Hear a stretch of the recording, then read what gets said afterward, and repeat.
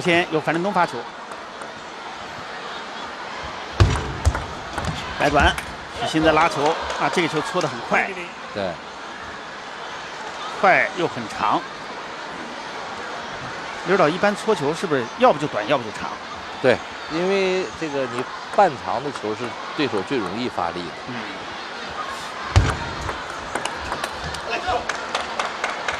啊，今天这个樊振东一上来，你看这个气势还是可以啊。对，所以从取胜的欲望呢，我想，两个人相比的话，我估计樊振东肯定会更强一些。但是所以他的心理波动，是吧，也可能会大一些。所以就是看他开局和最后之间，是吧，这样的这个考察他的心理承受能力和波动。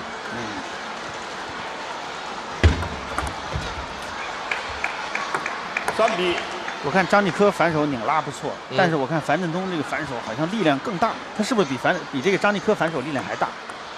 他们两个打法风格其实有很多相似的地方，只不过是张继科其实拧的旋转更强。漂亮。这个球其实许昕有一个非常大的高难度，就是在中台的时候切了一个。这个是一个对手感要求极高的一个对。3比2。稍晚，3比2。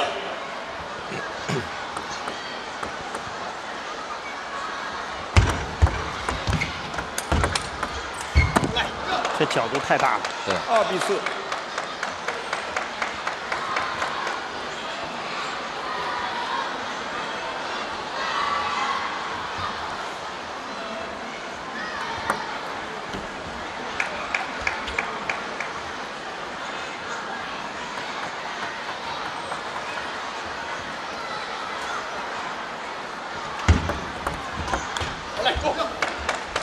2比。这个球是不是不该球？对，其实他们两个打法风格很接近，就是说互相打的啊，互相抓的漏洞，是吧？这个许昕抓樊振东的正手短球，是吧？樊振东一样也是抓许昕的正手短球和反手长，然后从这儿撕开之后再变到许昕的正手，把他人完全调动出来之后再锁回反手，所以他都是交替使用的这个技战术。怎么变也基本上离不开这几个变化。没错。6。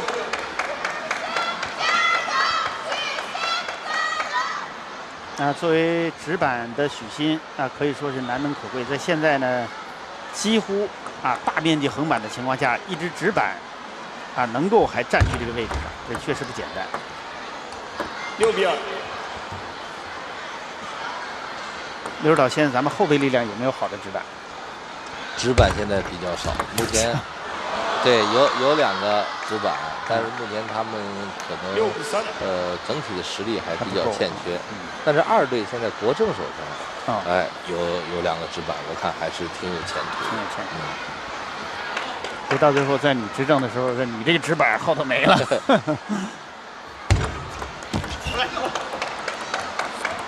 今天许昕我看失误比较多。对。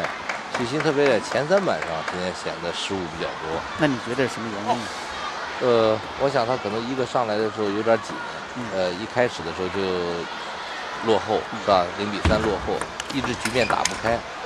你看他一直没有打到他的好球，是吧？他的好球，许昕就是说在大范围对拉、多板对拉里头，和这种突然间捅长之后反拉，是吧？这样的这种穿越是比较容易出球。他现在球基本上都是挤在正手短和反手长，完之后樊振东又挺狠，变正手的角度你看特别大。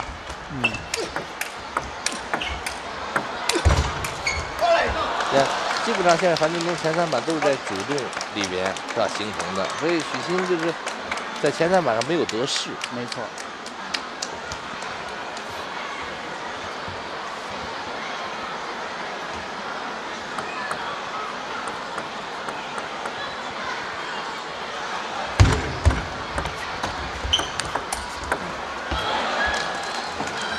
樊振东只要过许昕正手的时候，质量都非常高，全是发力，所以他这个也是牵制许昕的精力，是吧？怕他侧身，没错，然后再去憋住直线，它才有这个效果。没错，这说明他研究的还挺透。嗯。啊，现在樊振东领先了9比4。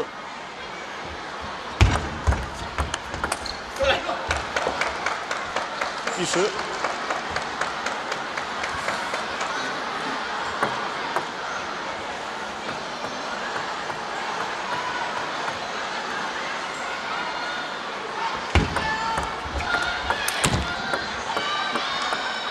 5比10。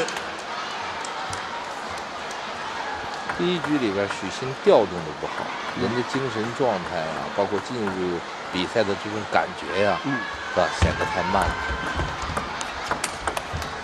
哎，像这样的时候，他如果在开局有几个的话，会比较长士气，给对手的压力很大。前面开局的时候，一会儿戳丢了，一会儿被对手这种发力弄几个，他有点站不住。对，所以他现在也是在为第2局做准备，在找这种感觉。没错。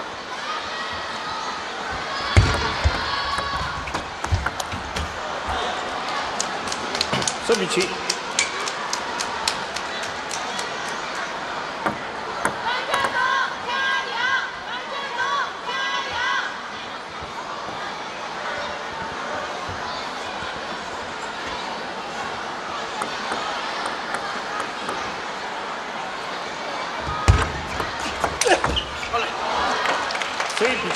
啊，这个球打得非常漂亮啊！樊振东是以这个非常凶狠的气势啊，把这个第1局拿下来了。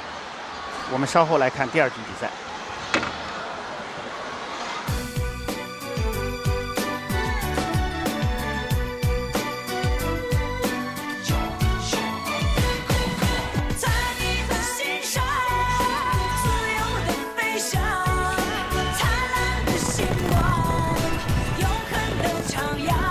德国技术传承，国际合作典范。中华威武，时尚自由。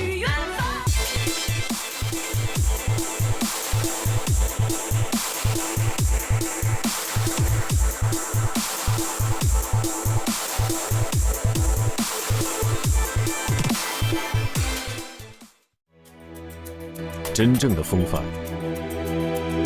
是梦想，是胆识，是眼界，是你坚持要成为的自己。7排。国良这次呢，乒乓世界啊来了4个专业的队伍啊，他们做这个专题。我曾经看了一篇文章，他们说啊，就是中国乒乓球队取得成绩一个很关键，就是在赛前的最终的冲刺阶段啊，有了一个很好的保障。那么你觉得这次来镇江，我们在整个这个比赛过程中，你感觉，就是当然做的很，有些地方可以说是势力动员起来啊，全面为这个服务。另一方面，你觉得还需要在哪方面加强？我觉得镇江是乒乓文化还是非常好，他们也培养了好几个世界冠军，没错，是吧？还有一些现役的运动员、教练员，包括现在在座的。是吧？秦志戬也都是镇江培养的，没错。而我们去年直通巴黎和今年直通东京，是吧？都得到了当地政府和一些这个企业是吧大力的支持，是吧？你像这个镇江交投、红星之夜和东方铁塔，那他们就是也给予我们很多这种支持，就是不管是在比赛场还是在后勤上保障，包括他们想到了像一些这个运动员的饮食啊，现在这个因为有尿检之类的啊，我觉得很多东西想的是比较细的啊。所以中国乒乓球队啊，这个确实能够长盛不衰啊，我们要感谢所有的这些政府啊、企业啊，包括我们乒乓球的这些爱好者啊，都是无私的支持。对，所有对乒乓球事业关心的人，我们都需要感谢和支持。其实你看这局的时候，很明显一点就是说，从精神面貌上不一样了，许昕跑起来了。就是第1局的时候，说明他还是有点紧。而且整个打法状态有点保守，在等樊振东犯错误，他想慢慢的发动。所以小孩拼的会比较凶。1比5。而刚才我看了这个他们在指挥的这个细节啊，因为现在咱们央视想的也比较细，对，是吧？也专门把这个声音扩音了。让我在看他们刚才两个教练在指挥的时候，和我昨天看女队比赛的时候，两个教练指挥的时候，他们其实大家细心一点还是看到有一些区别的。对，因为女孩子这个在指挥的时候，他们可能整个战术的这种变化里头大块的东西比较多，主要形成什么？但我看刚才他们说的时候，从教练到队员都在猜。除了这个大的这种战略之外，板与板之间，比如像这个球你捅完长，他可能会拉斜线，你怎么去等？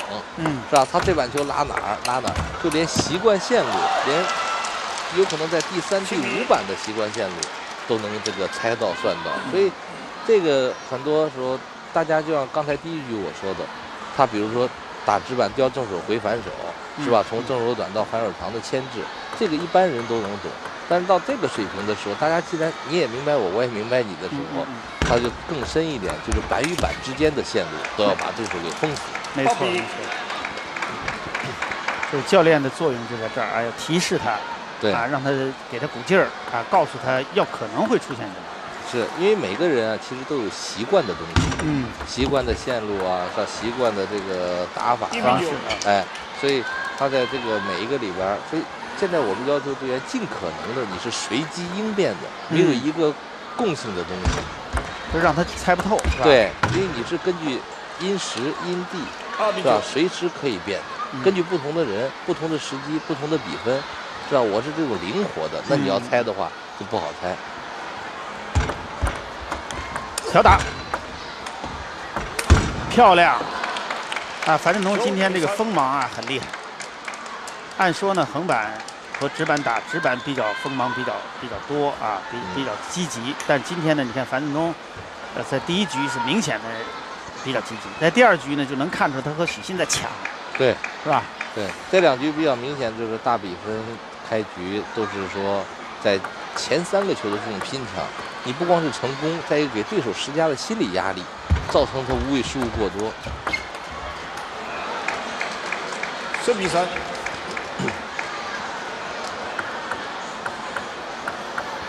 现在局点，第1局樊振东胜，第2局许昕领先10比3。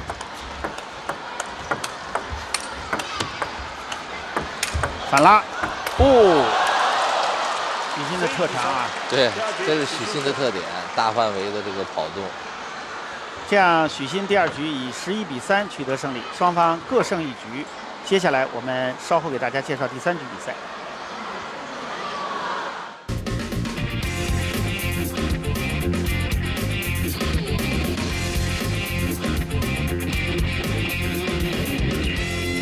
心自由，行自由。景逸 X5 东风风行。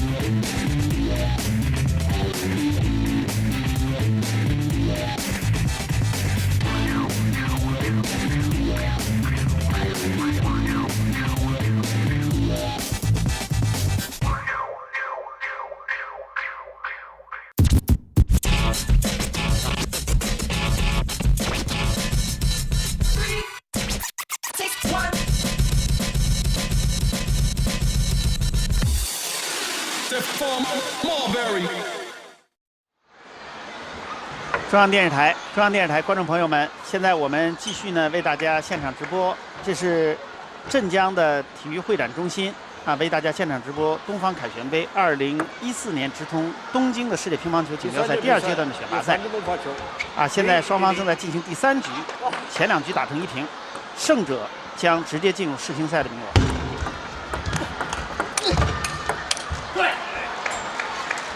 这局是非常关键的一局，前面打成1比1，2局里边都是打了开局，所以这局里头啊，2个人基本上都打开了。刚才你看这个中间的时候，听2个教练和他们队员之间的交流里头，是吧？许昕不光是在听秦志戬在说，他也主动有一个交流，在搭话是吧？对。2比0。哎，刚才我好像也听到了一点。他说：“好像我家传，他也家传，是怎么的？对，是吧？对，然后他就是有他自己的看法。这一般年龄大一点、有经验的，他会跟教练有一些交流。就这个碰见这样的情况怎么办？教练会给予他一些提示。像樊振东这样的小孩呢，一般来说他是以听教练的为主，更多的是教练布置给他任务，这样他自己可能这个在过程当中去领悟，没错，是吧？但是如果说他能够上升到和教练主动去交流，因为毕竟教练看的和他打的，这里边还是会有一些这样不同的这个感受。现在场上比分2比1，但是观众能听到这个挺有意思的，就是你看到在场上是，比如许昕打，他等于他自己的脑子加上秦志戬的脑子，没错，是吧？樊振东是一样，他也是他的这种场外，所以这都是在互相猜、互相在斗智斗勇。这是一种快乐，就2个人打，其实用4个脑子在算球。对，有的时候这个教练员这个有时候干着急啊，因为你运动员最终还是他在打，是吧？你就是包括国梁，我看你有时候指挥的时候也是，到关键时候也着急，就是他可能不能按照你想的那样去执行。是。而且越大的比赛呢，到最后说实话，教练也紧张。你帮他算球的时候，你也有责任的。对，你算错了怎么办？因为对手是活的。对，是不是？所以往往到真正大赛的时候，这会儿说教练和运动员之间的信任度，非常关键。因为谁也不可能保证一定能算对，对不对？但是他若对你信任呢，他就会哪怕错了，他也觉得没问题。对他很坚定。对，所以这个大赛呢，一般教练和队员呢都要有极强的信任度。没错，而且这个是靠平时了，对吧？3比3。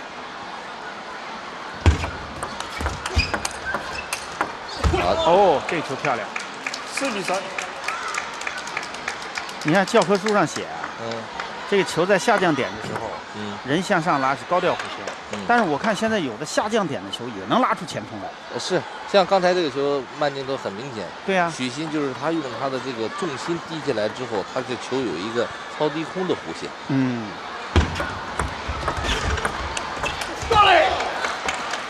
4比4。这个球你看许昕就是软了一下，没有下手。这个短球其实有一些机会的，他感觉位置不好，他再控一下。所以这个2个人打法风格还是不一样。你像樊振东呢，还是属于比较凶狠的，凶狠的这种搏杀质量很高。许昕还是属于这种比较稳健的，无谓失误比较少。哎，他能粘一下，靠一下，但是那个小孩基本上都是在发力就发力。对。所以这个听你讲球，国梁啊，就感觉这里确实变化无穷。其实每一个球要静下来说，可能都有他处理当和不当的一个角度。你比如你刚才说许昕那个球保守了一点，应该再凶一点。对。那翻过来说，如果这样的总结，每一个球我都总结该怎么样，该怎么样，不该怎么样。那么你这个进步就很快了。对。最后你就很合理。是。因为其实练到一定水平，2人真的差不多。他差不多里边就谁敢让谁1分球吗？都不敢让，没错，是不是？但是这1分球很多不是靠练，是靠抠出来的。板与板之间就是这个球场，你处理再好一点，你本来输和赢之间2个里边就有可能能找回1个。没错。超网啊，观众朋友，现在我们是在镇江的体育会展中心为大家现场直播这个选拔赛。啊，镇江会展中心呢也是这个镇江市专门以乒乓球为特色啊承建的这么一个这个体育会展中心，所以它这个整个设计呢也非常有意思啊。它是有2个大飘带，一个是蓝色的，一个是红色的，很鲜明。一个是表示了吴越文化、海洋文化，一个是南方文化啊，是表示这个蓝色飘带啊。另外一个呢就是代表了这个楚汉文化、大陆文化和北方文化的这个红色飘带，所以这个红蓝一结合啊，就形成了它体现了一种镇江魂的这种气势啊，体现了锐意进取改革精神和兼容并蓄的发展精神啊，这也是乒乓球镇江的一个名城的新地标。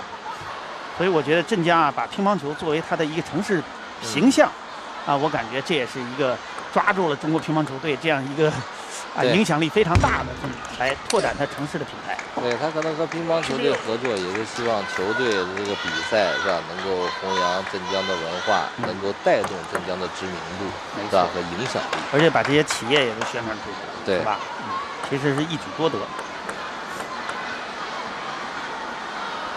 逆旋转，过来，7比7。5平之后啊，许昕发球数2个，主要第一个发球发了一个失误，是吧？短球上又软了一下，这2个呢机会其实樊振东没有抓住。7比5的时候，是吧？这2个球发的不够严密，不够严谨，所以你有一点缝隙给对手，就有可能是致命的。没错。漂亮。8比7。现在你看有些球看起来很凶的球，其实都打不死，这说明我们运动员过去说中国队前3板好，相持差。我看现在这个相持啊，比外国人也强了，我感觉。对。现在8比7。所以这会儿对樊振东的这个心理压力就大了，不太敢拧。好球，漂亮。8比8。啊，谁都想狠，问题你一狠的话呢，这个准的问题可能不好解决。对，你像这个球处理上，像许昕如果说能拧一个直线，可能就会更合理一些，就避免了樊振东这一。对，其实他这个质量并不低，但是这个被对手算到之后，你质量高了，是吧？也会人家有搏杀的空间。如果直线的话，他再去转正手，可能就会更加合理。没错，这也不能说这个他处理的不对，就是说还可以再抠，再高一点。8比9。那你说这就攻其不备，出其不意，是吧？他准备好了，你质量高也不高，也没用，他准备没准备，你质量低，他也是高的，这也是辩证关系。好，现在樊振东发球，半高抛，关键球处理。对，关键球你看8平，是吧？发一个失误，他马上会造成心理的这个负担，是吧？然后这球又被随便拧一下，他就说这个先后顺序上也有关系。没错，让他先发一个之后，马上把自己的士气会受到一些影响。没错。现在局点10比8。哦，这球拧得漂亮。这球就是你看许昕等在那儿了，但是这球一个不规则弹跳，大家可以看慢镜头，一落台就往下钻了。你看其实许昕并没有说去侧身，他也等着呢。对，都蹲下了。你看他也有个叫超常规的动作，就运动员一发现有问题了，他不自主的重心能够下去，这个反应非常快。没错。就看许昕这个发球会不会有变化。换了，好，拉丢了。10比10。因为10比8的时候被拧了一个这种不跳的，所以他不太敢再发，他想偷一个长的。但这个球让樊振东显然已经有所防备，直接快撕一个直线别住他了。没错，今天这个樊振东的表现还不错。你看第一次他们俩遇的时候，许昕是3比0赢了。对，刚才你看许昕有一个小动作在指自己脑子，是吧？就是说这球没猜到，脑子没算准。因为10比9这球他本来是一个变化的，想出其不意。这比较有意思，就是像这个球，是吧？球迷可以根据对手的，可以把自己模仿成许昕的心态，发正手短，是吧？被拧了，发反手长被偷了之后会怎么办？这就会勾到反手吗？还是正手？好，他发了个半长。第3局许昕胜，所以他肯定会有无数个选择，就看你能不能猜到读懂队员的心理。没错，这个确实是打球啊，就是想到没想到，想到自己，想到对方，然后还得做到这个确实难度太高了。好，稍后我们来看下一局。他反正过来这个拧的时候。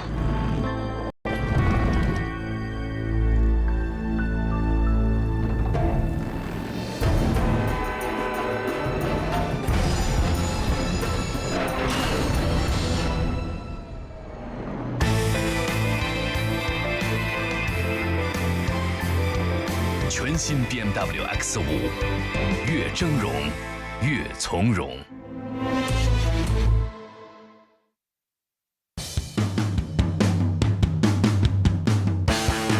欧洲顶级俱乐部赛事，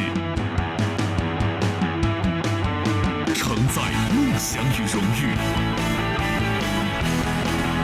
演绎华丽与拼搏，铸造巅峰与传奇。冠军欧洲栏目由喜力啤酒倾情呈现。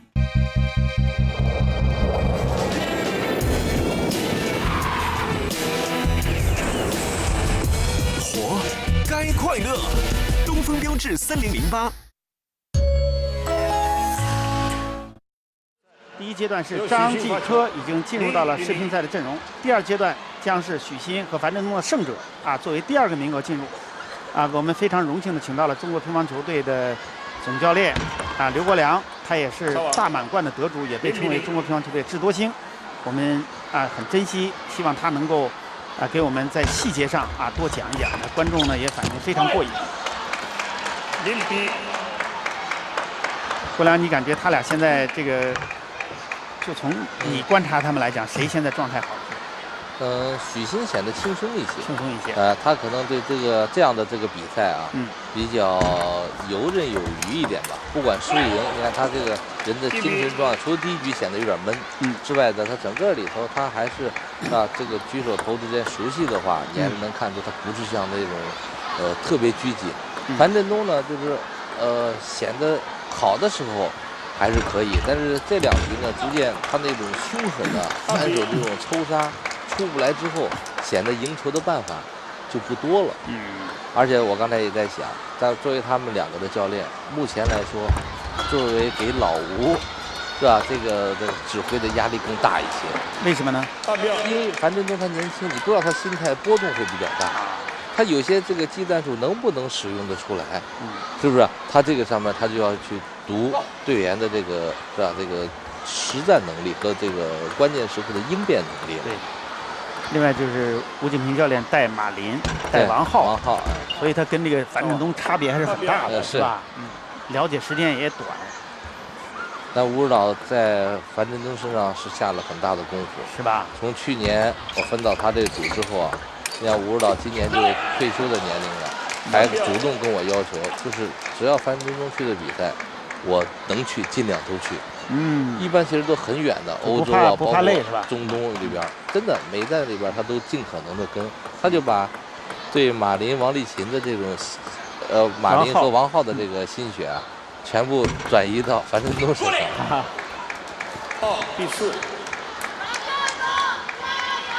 啊，现在樊振东在这个时候如果再没有机会扭转局面的话，啊，就比较难了，因为许昕在前面是2比1领先。因为你看樊振东他可能大概显得一直在低着头啊，年轻队员容易犯这样的错误，是吧？一低着头不知道在找什么东西，如果他这个球输了之后，有可能老吴就要请求暂停了。漂亮！你看许昕的就这种，真暂停了。啊，国梁对这个东西判断还是非常准，啊，就是看出来许昕啊，他有的时候他这个周旋能力强。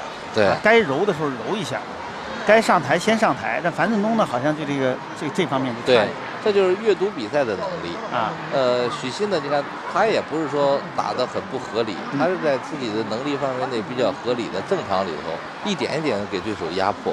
樊振东呢，就是你看他他打左手呢，跟右手有点区别。昨天你看跟马龙打的时候，他的球就显得很强硬，实力很强，是吧？因为说他反手这边的方向上啊。他比较对点儿，他如果说要是跟许昕呢，许昕就能够别住他的正手短和这条直线，让他比较难受。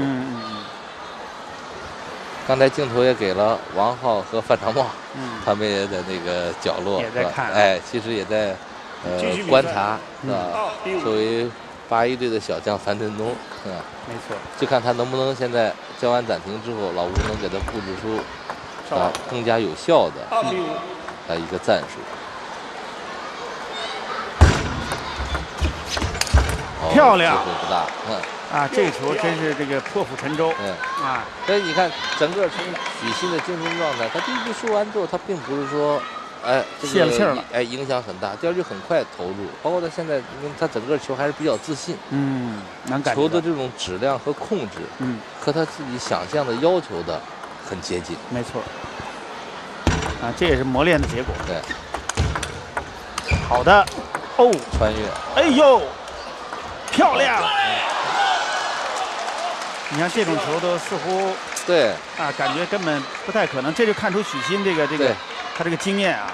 这个也就许昕的步伐估计能跑到，然后大范围的侧身扑正手，你看再到中间那个球要蹲下来，蹲下来其实这板球你看慢镜头里边这是下沉的球，他能够蹲下来再把球拔起来。明白。一般是我估计要王浩的这个腿部力量基本都跪下了。第八。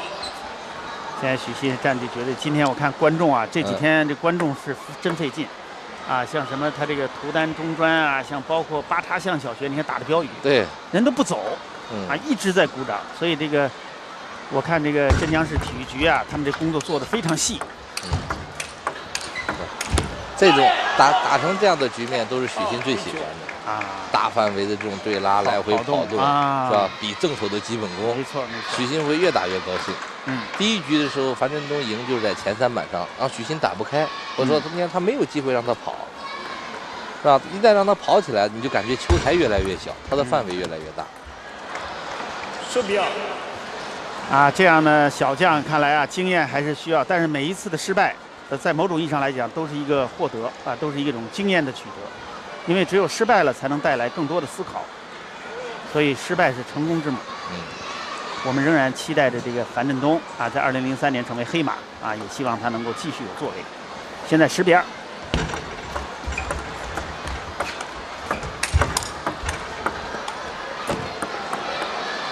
10比3。10比3。啊，这次的第2阶段选拔赛就要结束了，我们最后还是希望请刘国梁教练啊，能够最后给我们点评一下这个整个的印象。4比10。现在场上比分10比4。许昕这会儿有点放松，刚才10比2那个球，某种意义上也想以一个漂亮的，是吧，表演来结束这次比赛。显然，樊振东这个小将并不配合他，是吧？有1%的机会，他还在咬，还在咬。哎，你看这个至少压迫的是吧？许昕还得再叫一次暂停。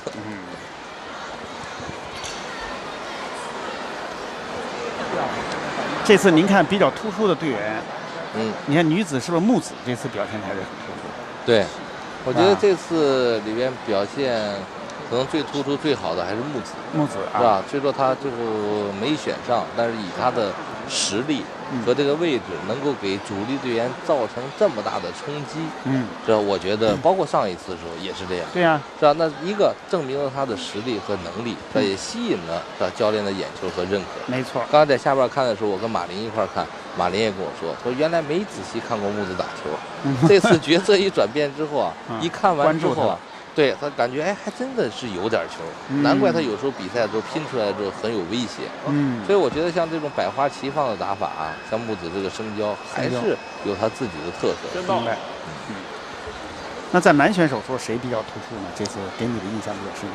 男选手呢，我觉得现在水平主力和非主力的差异是比较大的，基本都在这个范围内，是吧？就是他们几个人谁的状态好一点，是吧？谁可能更突出一些，没错，是吧？你看都是在这个季科、许昕、马龙，是吧？这3个为主，完了小的里边也就樊振东，是吧？能打上。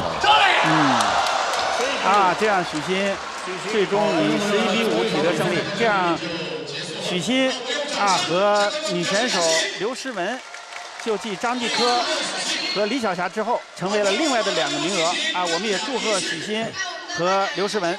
现在我们请这个刘国梁总教练简单的点评一下他的整体印象。整体这次比赛我觉得还是非常满意，达到了我们预期的目的，是吧？无论是女队的刘诗雯，是吧，还是这个许昕，在这场比赛